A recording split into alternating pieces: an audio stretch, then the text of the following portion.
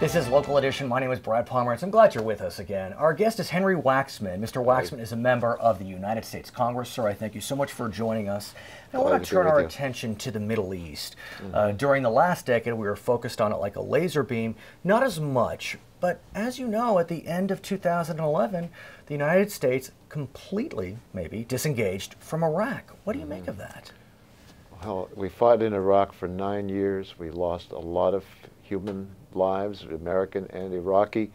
We spent billions and billions of dollars, and we went into that war on false pretenses that Saddam Hussein had nuclear weapons. It's time we got out of that war. And I think we know, I mean, Democrat, Republican, I think there's a real sense that we went there for the wrong reasons. That being said, it's over. 8, 9 years later. Is Iraq in a better place? Is the United States in a better place vis-a-vis Iraq? We don't know. Iraq has been torn by parochial and religious divisions. The Sunni versus the Shia and the Kurds are all different groups that have always had animosities toward each other. The Sunnis were in control. Now the Shias are in control. And some of the Iraqi Shias are very close to Iran. And let's talk about Iran, if we may. Yes, but before we leave Iraq, go. They may go into a civil war. But how much do we have to do for them?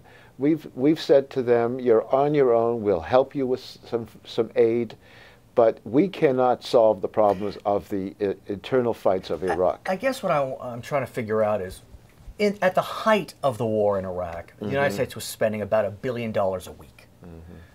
Was it worth it? Did we gain through all that spending?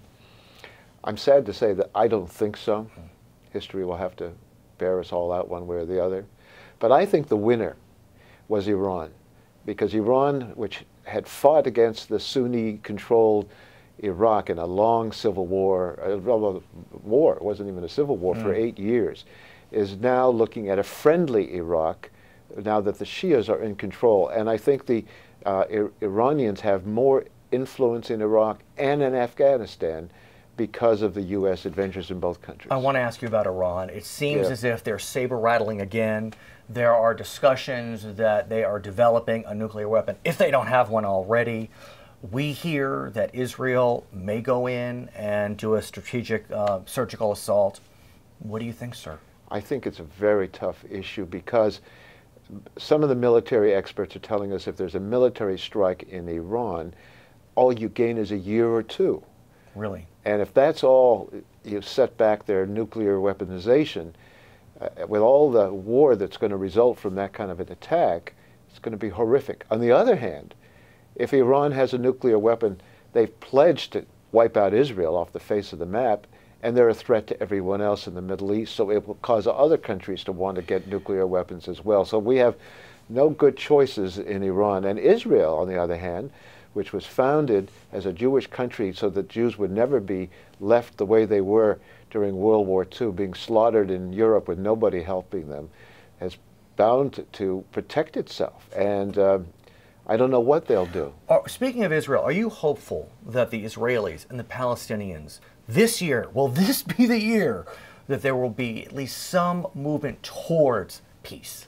I'm always hopeful that there can be a two-state solution for peace between the Palestinians and the Israelis. But realistically? Not this year. Oh, really? Not this year for a couple of reasons. One, the Palestinian Authority is now talking about merging with Hamas. Hamas is a terrorist group. Its only reason for being... said such. Well, the only reason for Hamas is to destroy Israel, not to make peace with it, not to live with it.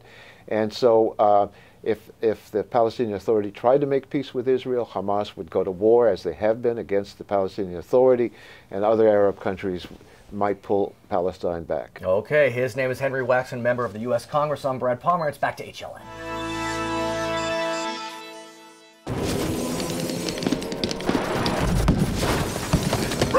Bravo 2, this is Ripper 19. We're being cut to pieces. We got tanks in the wire and we're bingo on ammo. We need immediate backup. Where the heck are you?